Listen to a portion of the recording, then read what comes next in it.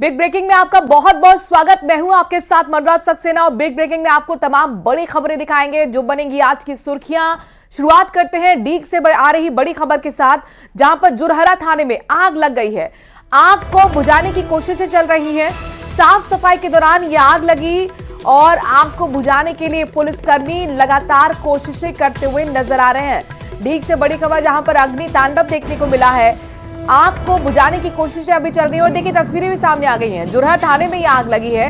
आग को बुझाने की कोशिशें लगातार पुलिसकर्मी कर रहे हैं और बताया जा रहा है कि साफ सफाई जब हो रही थी उस दौरान ये आग लगी।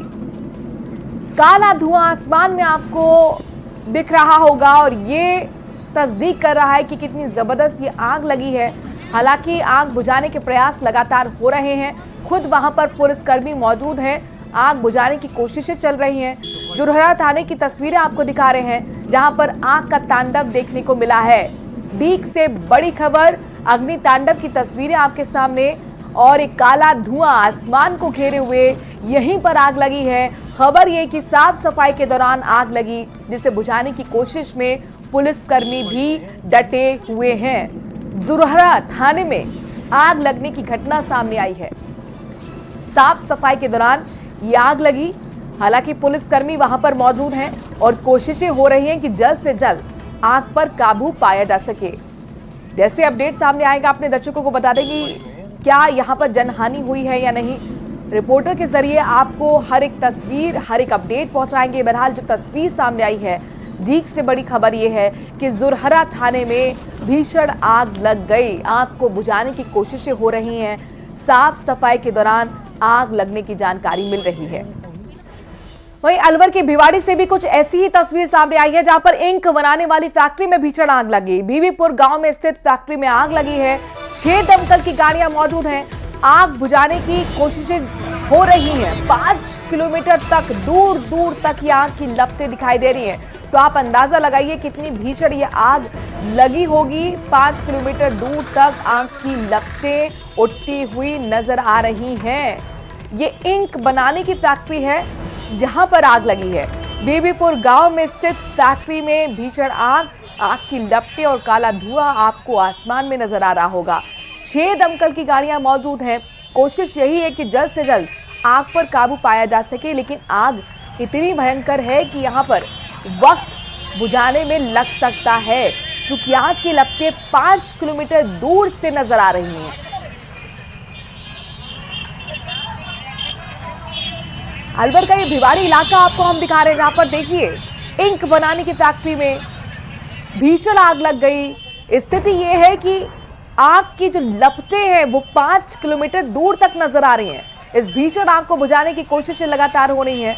6 दमकल की गाड़ियां मौके पर मौजूद हैं। कोशिश यही कि जल्द से जल्द आग पर काबू पाया जा सके। चलिए खबरों में आगे बढ़ते हैं। पश्चिम बंगाल का रुख करते हैं, जहां पर उत्तर 24 परगना में ठाकुर परिवार के पैतृक घर के लिए लड़ाई सियासी लड़ाई में तब्दील होती नजर आ रही है। उत्तर 24 परगना के ठाकुर बाड़ी में मतुआ समाज में पूजनीय बाड़ो मां के घर को लेकर बीजेपी सांसद शांतनु ठाकुर और टीएमसी सांसद ममता ठाकुर आमने सामने हैं। कल दिल्ली रवाना होने से पहले ममता ठाकुर ने शांतनु ठाकुर पर आरोप लगाया कि उनकी वजह से वो अपने घर नहीं जा पा रही हैं। ममता ठाकुर को आज दिल्ली में राज्यसभा सांसद के तौर पर शपथ लेनी है और इससे पहले वो अपने दर्द को जाहिर करते हुए बोली कि वो मतुआ समाज की पहली महिला राज्यसभा सांसद हैं और वे बड़ो मां की मूर्ति के दर्शन भी नहीं कर पाई हैं। बाहर से ही उन्होंने प्रणाम किया। उन्होंने प्रधानमंत्री और गृह मंत्री से शांतनु ठाकुर की शिकायत करने की बात कही और ये भी कहा कि राष्ट्रपति को इस बारे में वो चिट्ठी लिखकर शिकायत दर्ज कराएंगी। हालांकि ममता ठाकुर पर शांतनु ठाकुर ने कहा कि ये सब रोना धोना करके कोई काम नहीं होने आने वाला। उन्होंने इसे ममता ठाकुर का ड्रामा करार दिया। जिस घर को लेकर विवाद है वो मतुआ समाज की पूजनीय मीना पाणी देवी का है, जिन्हें लोग प्रेम और सम्मान से बड़ो मां कहते हैं। शांतनु ठाकुर बड़ो मां के पोते हैं, जबकि ममता बाला ठाकुर उनकी बहू है।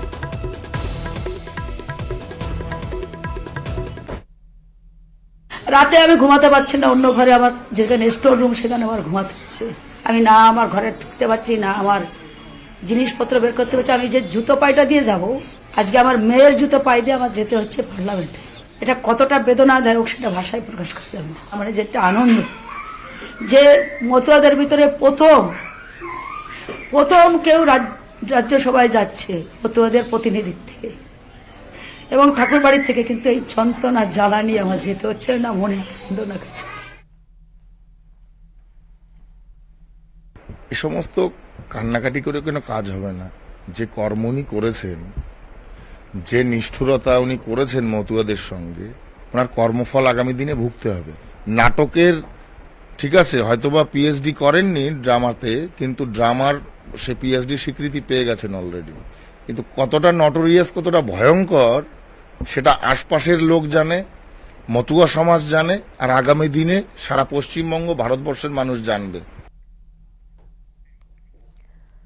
बात अरविंद केजरीवाल की करते हैं। दरअसल दिल्ली हाईकोर्ट से याचिका खारिज होने के बाद दिल्ली के मुख्यमंत्री अरविंद केजरीवाल ने सुप्रीम कोर्ट का दरवाजा खटखटाया है।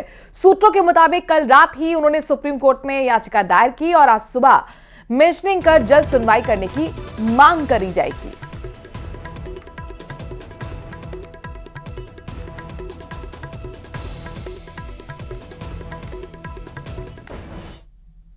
बात लोकसभा चुनाव की करते हैं। दरअसल लोकसभा चुनाव के लिए बीजेपी ने नया थीम सॉन्ग लॉन्च कर दिया है। इस गाने के बोल हैं, सपने नहीं हकीकत बुनते हैं, तभी तो सब मोदी चुनते हैं। इस गाने को 12 भाषाओं में लॉन्च किया गया है। इस गाने को बीजेपी ने देश की अपेक्षाओं का प्रतीक और आईना बताया है।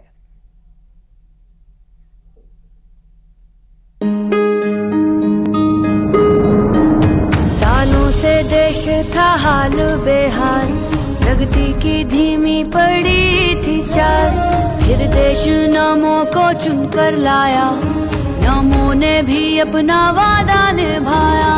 उन्नत देश जो था बस सपना, बस यही था सपना उसका अपना, चुनता रहा वो राह सही, जो जनहित में हो चुना वही, सपने नहीं हकीकत बुनते, तभी तो सब मोदी को चुनते, तभी तो सब मोदी को चुनते। चलिए खबरों में आगे बढ़ते हैं, रुक करते हैं खरगोन का, जहां पर तेज आंधी तूफान में उड़े आपको बता ढाबे के 3 शेड सड़क से गुजर रहे लोगों पर गिर गया और बाइक सवार समेत 3 लोग इसमें घायल हुए हैं। हादसे का वीडियो भी सामने आया है। इंदौर इच्छापुर हाईवे के सनावद बड़वा मार्ग की घटना है, जहां पर देखिए तेज हवा में जो टिन शेड था वो उड़ गया और टिन शेड वहां से गुजर रहे लोगों पर गिर गया। बाइक सवार 3 लोग इसमें घायल हुए हैं। इसका वीडियो अब सोशल मीडिया पर वायरल हो रहा है और देखिए किस तरीके से वीडियो में आप जो टिन शेड है वो अचानक हवा में उड़ता हुआ वहां से गुजर रहे बाइक सवार पे गिर जाता है और इतने जबरदस्त ये आंधी तूफान, इसमें बाइक सवार पर अचानक टिन शेड गिरने से बाइक सवार भी घायल हुआ है। वाहनों को काफी मुश्किलें हो रही हैं आगे बढ़ने में। ये तेज रफ्तार का कहर एमपी के खरगोन पर और ये हाईवे की तस्वीर आपके सामने।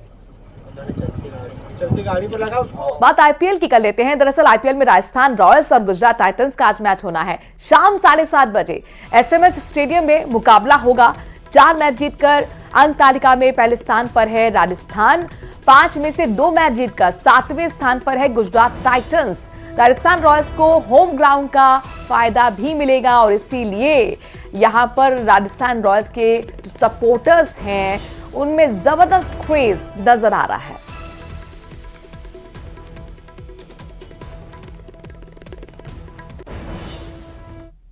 और जयपुर में आईपीएल मैच हो और विवाद ना हो, आमतौर पर ऐसा देखा ही नहीं गया है, लेकिन इस बार आरसीए के बजाय खेल परिषद ने मैच आयोजन का जिम्मा संभाला तो लगा शायद विवाद फसाद की बुरी परंपरा टूट जाएगी और मैच आयोजन बेहतर हो सकेंगे। लेकिन सरकारी आयोजन होने के साथ मैचों में विवाद तो सामने आए ही, क्रिकेट प्रेमियों को राहत तो दूर आफत का सामना करना पड़ रहा है। तस्वीर देखिए।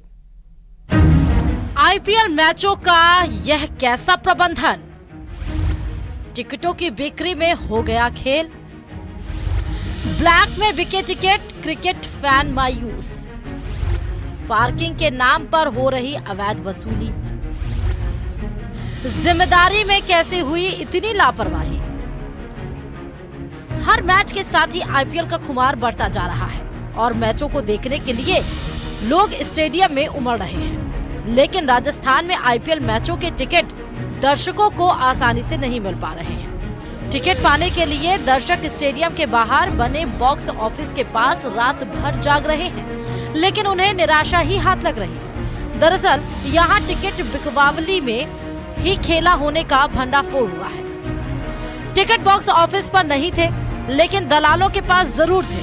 मैचों के दौरान टिकट ब्लैक बाजार में खुलेआम दुगने से लेकर चौगने दाम में बिकते नजर आए।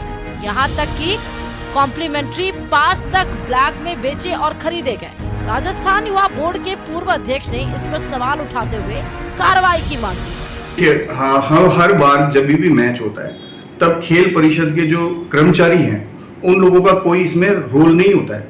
इसमें मुख्यतः रोल तो आरसीए का होता है, लेकिन इस बार आरसीए भी नहीं है, बीच की कड़ी खत्म हो गई।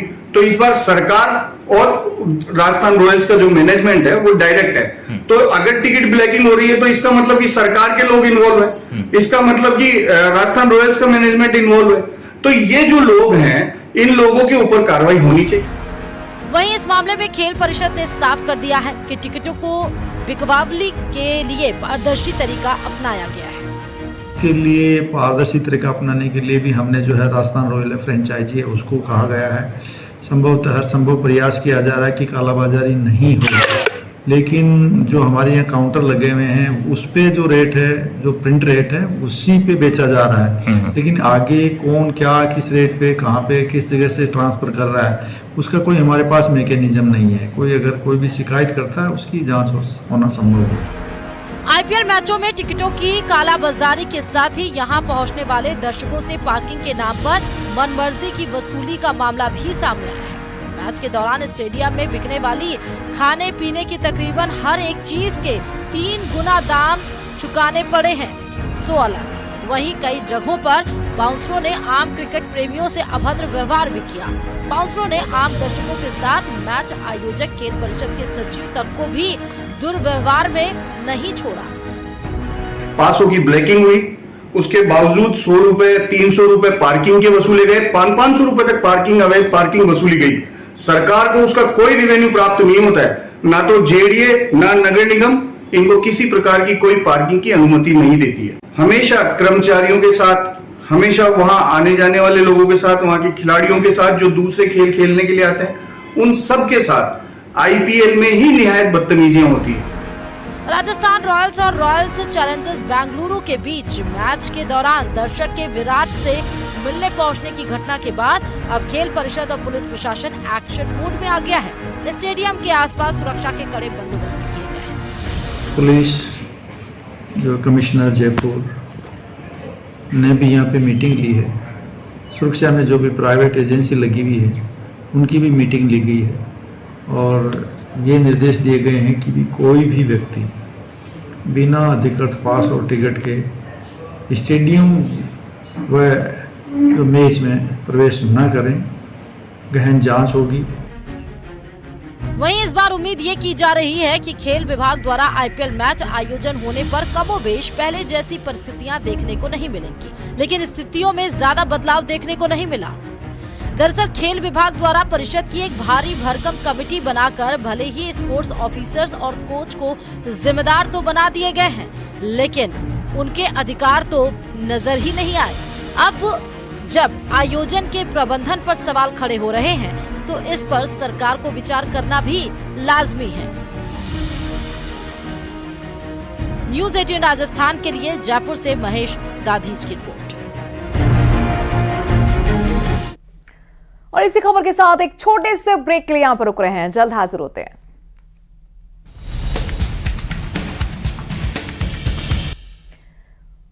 और बिग ब्रेकिंग में एक बार फिर आपका स्वागत। बागीदौरा की बात करते हैं। दरअसल बागीदौरा उपचुनाव में कांग्रेस प्रत्याशी के नामांकन वापस न लेने के बाद यहां मुकाबला त्रिकोणीय हो गया है और यहां से बीएपी और गठबंधन प्रत्याशी जयकृष्ण पटेल ने न्यूज़ 18 से खास बातचीत में कहा कि हम यहां से भारी मतों से जीत हासिल करेंगे।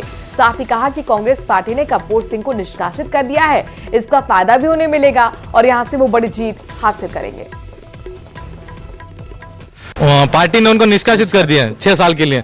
हम तो यही मानते हैं और उनको इस तरह से मैं किस तरह से, जब तक पार्टी यहाँ पर अगर किसी व्यक्ति को सिंबल के नाम से फॉर्म भराती है और वो अगर पार्टी उन्हीं को निष्कासित कर देती है तो निश्चित तौर पर ऐसा माना जाना चाहिए कि वो व्यक्ति पार्टी उसके साथ में नहीं है। और लेकिन आज तक 40 साल तक जिन लोगों ने गुमराह कर करके जो राजनीतिक रोटियां सेकने का काम किया है, आज पर्दाफाश हो चुका है। निश्चित तौर पर हम बागीदरा विधानसभा में इस बार ऐतिहासिक जीत दर्ज होगी और इसमें कोई संशय वाली बात नहीं है।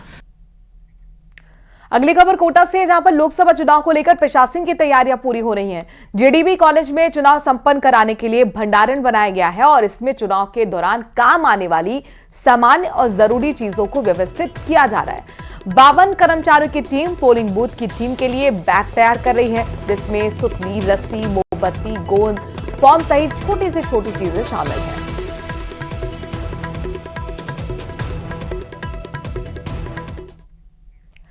बाड़मेर जिले के सरहदी बाखासर थाना क्षेत्र में 15 वर्षीय दलित नाबालिग लड़की के साथ पशु चिकित्सक द्वारा रेप की घटना को अंजाम देकर धमकाने का मामला सामने आया है। घटना से आहत पीड़िता ने जहर खाकर आत्महत्या की कोशिश तक की। पीड़िता के जहर खाने के बाद तबीयत बिगड़ने पर परिजन उसे लेकर बाड़मेर मेडिकल कॉलेज पहुंचे, जहां पुलिस की निगरानी में इलाज चल रहा है। बाड़मेर पुलिस अधीक्षक का कहना है कि 8 अप्रैल को मेडिकल कॉलेज जिला अस्पताल के चिकित्सकों ने पुलिस को जानकारी दी कि एक नाबालिग ने जहर खाया है, उसके साथ यौन शोषण हुआ है, जिसके बाद पुलिस टीम अस्पताल पहुंची और नाबालिग की काउंसलिंग की गई। घटना के बाद से ही आरोपी फरार बताया जा रहा है, जिसे पकड़ने के लिए पुलिस ने अलग अलग टीमें गठित की हैं और तलाशी शुरू कर दी गई है।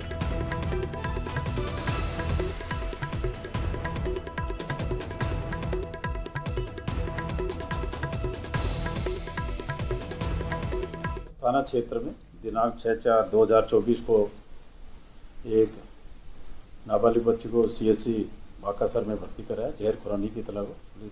उसके बाद वहाँ से साचौर और साचौर से बाड़मेर हॉस्पिटल में भर्ती हुई बच्ची। डॉक्टर द्वारा 8/4/2024 को इत्तला दी पुलिस को कि भाई इस बच्ची के साथ जहर खुरानी हो और उसके साथ सेक्सुअल असॉल्ट भी हुआ। इस पे पुलिस टीम बाड़मेर अस्पताल भिजवाई गई और एक अभियोग संख्या 36/2024 दर्ज किया गया, धारा 376 पॉक्सो एक्ट और SC एक्ट में, और CO चोटन को तफ्तीश दी गई। बच्ची की तबीयत अच्छी है। और इस वक्त बड़ी खबर आ रही है, कांग्रेस के नेता सीताराम अग्रवाल बीजेपी में शामिल होंगे। PCC के पूर्व कोषाध्यक्ष भी रहे हैं सीताराम अग्रवाल। सोनिया गांधी की सभा में मंच पर मौजूद नजर आए थे। 6 अप्रैल को आपको बता दें कि विद्याधर नगर में सोनिया गांधी की सभा हुई थी। गांधी परिवार के मंच पर आने पर भी उनका स्वागत नहीं हुआ था। प्रदेश के बड़े सरिया व्यापारी हैं सीताराम अग्रवाल, उनके बारे में जानकारी मिल रही है कि अब कांग्रेस का दामन छोड़कर वो बीजेपी में शामिल होने के लिए आ रहे हैं। PCC के पूर्व कोषाध्यक्ष रह चुके हैं सीताराम अग्रवाल, और बड़ी बात यह कि सोनिया गांधी की सभा में मंच पर मौजूद थे सीताराम, और अब कुछ ही दिन बाद वो बीजेपी का दामन थामने वाले हैं। यानी 6 अप्रैल को आप देखिए सोनिया गांधी के साथ एक मंच पर नजर आए सीताराम अग्रवाल, और अब वो बीजेपी में शामिल होने जा रहे हैं। चुनाव आयोग ने कांग्रेस अध्यक्ष मल्लिकार्जुन खड़गे से जवाब मांगा है। चुनाव आयोग ने पूछा कि महिलाओं के सम्मान में जुड़ी एडवाइजरी के सख्त पालन के लिए क्या किया गया है। चुनाव आयोग ने कांग्रेस अध्यक्ष मल्लिकार्जुन खड़गे को लिखे पत्र में रणदीप सुरजेवाला के हेमा मालिनी पर दिए गए बयान का भी जिक्र किया है। रणदीप सुरजेवाला को 11 अप्रैल तक जवाब देने के लिए कहा गया है।